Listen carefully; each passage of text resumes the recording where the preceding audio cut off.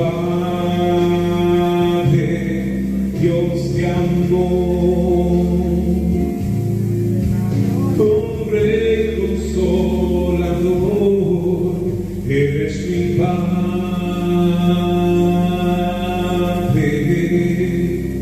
mi Dios de amor. Gracias, Espíritu Santo de Dios. Gracias por tu presencia, Señor. Te queremos adorar, te queremos exaltar, queremos bendecir tu santo y bendito nombre. Y quiero compartir con ustedes en este día de hoy acerca del alfarero y el barro. Jeremías capítulo 18. En el nombre de Jesús. Dice así la palabra de Dios. Palabra de Jehová que vino a Jeremías diciendo: levántate, vete a casa del alfarero y allí te haré oír mis palabras. Y descendí a casa del alfarero y he aquí que él trabajaba sobre la rueda, y la vasija de barro que él hacía se echó a perder en su mano, y volvió y la hizo otra vasija, según le pareció mejor hacerla.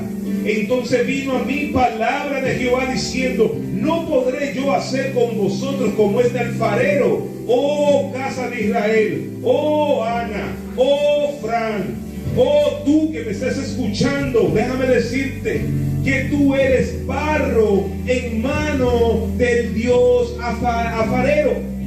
Muchas veces el barro, cuando está en la mano del alfarero y está en la rueda y se está trabajando para darle forma a ese tarro, esa vasija, a ese vaso o a ese bote, allá en República Dominicana que hacían los botes de cemento, eso era una manera de hacer una vasija, un barro donde iba a ir una flor, donde iba a ir una mata. El barro es usado para cargar la presencia de Dios, y muchas veces en nuestro caminar nos desformamos en las manos del alfarero, y el alfarero tiene que volver nuevamente a amasar ese barro, tiene que volver nuevamente a darle la forma, porque salió con una forma totalmente diferente a lo que él quería. Inclusive cuando ve basurita y hojitas y palitos dentro del barro, empieza a sacar los palitos, la basurita. ¿Por qué? Porque él quiere que el barro esté limpio para poder trabajar en el barro. Y es lo que hace Dios en nuestra vida, que muchas veces nos tiene que quebrar. Dice la palabra de Dios, Pablo, hablándole a los Gálatas: cuando agradó a Dios que me escogió desde el vientre de mi madre para anunciar el evangelio de Cristo. Pero vemos la vida de Pablo. Pablo era un hombre perseguidor de la iglesia de Cristo, y aún así dijo: cuando agradó a Dios que me escogió desde el vientre de mi madre. Dice Pablo, un asesino, un perseguidor de la iglesia, un hombre que estaba descarriado, pero Dios en su misericordia, cuando te ha escogido desde el vientre de tu madre, no hay diablo que pueda venir en contra de esa palabra, en contra de esa profecía. Y Dios tiene que muchas veces quebrarnos y tiene que volver a amasarnos, y eso duele mucho cuando empezamos a estar en el proceso de la mano y de la rueda del alfarero. ¿Cuál es el propósito de Dios quebrarte? ¿Cuál es el propósito de amasarte nuevamente para darle la forma que verdaderamente Él quería? Él no lo echa a perder el barro, no, Él no lo tira a la basura, porque cuando Dios ha predestinado algo para un hombre y una mujer, no hay diablo que pueda venir en contra de esa profecía, en contra de esa palabra, en contra de esa visión, porque ha sido predestinada desde antes de la fundación del mundo. Y muchas veces Dios tiene que pasarnos por fuego y triturarnos para que el barro de nuestra vida pueda empezar a endurecerse de tal manera que cuando le pongan la mata, la flor que tipifica la gloria de Dios, no se vaya a quebrar. Cada área de ese barro, de ese vaso, tiene que ser procesada, porque si no es procesada, entonces no va a servir para llevar la gloria de Dios, para llevar el poder, para llevar la unción que pudre el yugo. ¿Por qué le da nuevamente forma el alfarero al barro? Porque vio que había algo que estaba saliendo mal y no le gustó. Hay cosas en nuestras vidas que a Dios no le gustan. Y Él no habla y nos sigue hablando hasta que tiene que despedazarnos nuevamente. Pero no permite que el barro se seque. Porque cuando el barro se seca ya no hay más oportunidad. Y Dios nos da a nosotros oportunidades tras oportunidades. Y Jehová es misericordia, pero también es fuego consumidor. Dios a nosotros nos da muchas oportunidades para que nosotros podamos arreglar nuestra vida con el Señor. Porque solamente en la mano del alfarero podemos llegar a aquello que fue predestinado desde antes de la fundación del mundo para nuestra vida. Y sí que hay procesos, y sí que hay batalla, y sí que hay un fuego donde el alfarero Dios mete ese pote para que se endurezca, y eso duele. Y le decimos al alfarero: no, nuevamente, Señor, no nos metas al horno de fuego, que eso duele. Pero el Señor te dice: es por tu bien.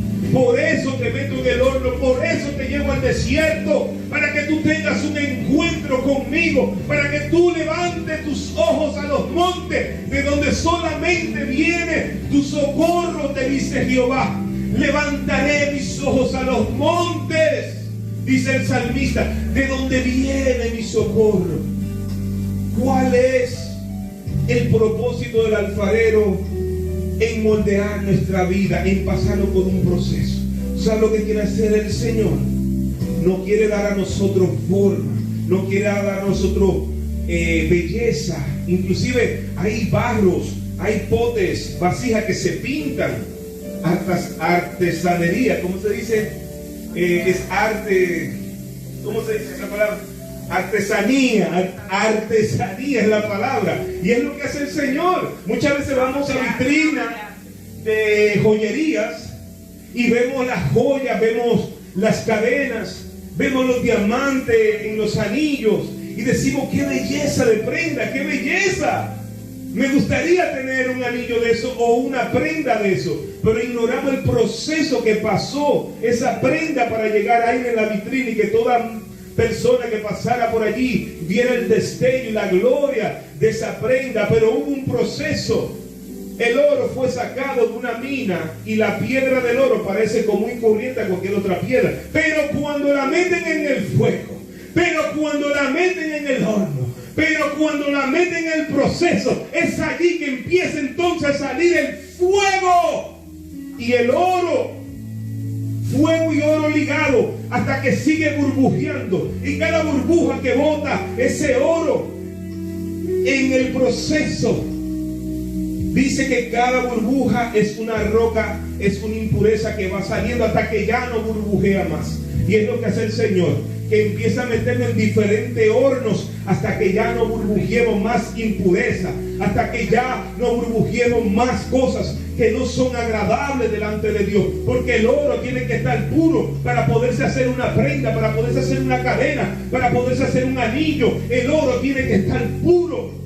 Así mismo es el barro tiene que estar limpio para que se le pueda dar forma, para que pueda ser un bonito tarro donde se puedan poner flores, muy bonito, muy pintado, con un destello. Y eso es lo que hace Dios en nuestra vida. Él quiere modelar nuestra vida. Él quiere que el mundo sepa de que Cristo ha roto la cadena en nuestra vida. Él quiere que tú y yo sepamos que de modo que si alguno está en Cristo, nueva criatura es. Las cosas viejas pasaron, he aquí son todas hechas nuevas. Y el apóstol Pablo decía: cuando le agradó a Dios que misterio, un asesino, perseguidor de la iglesia, lo arrastraba casa por casa para llevarlo a las cárceles. Lo mataban, mató a Esteban ahí, lo mataron a pedra, agarró la ropa y la escondió. Él estaba ahí, atrás de los cristianos. Pero la misericordia de Dios vio una fibra muy profunda en Pablo que nosotros no veíamos. David no aparentaba el rey de Israel.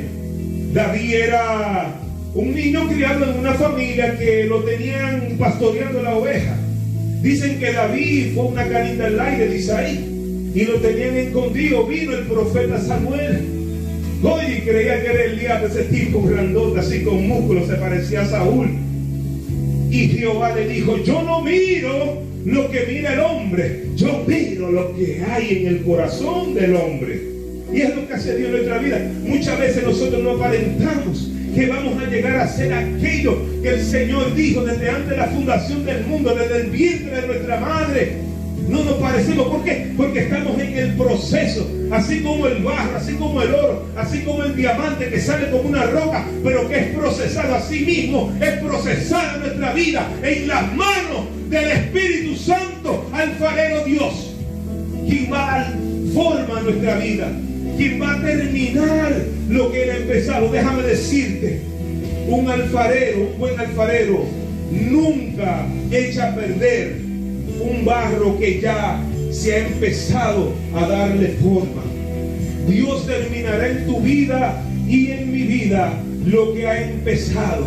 Y muchas veces no entendemos los procesos. Pablo tuvo que quedar ciego y tuvo que quedar que dependía solamente de alguien, hasta que vino Ananías, un profeta de Dios, un discípulo de Jesús, impuso las manos sobre Pablo y dice que cayeron como escamas de sus ojos y que empezó a mirar, se le abrieron los ojos. Ahora podía ver el caminar de Jesús, ahora podía ver la misericordia de Dios, ahora podía ver para qué él fue predestinado desde antes de la fundación del mundo, y era para llevar el evangelio de Jesucristo hasta el final de la tierra.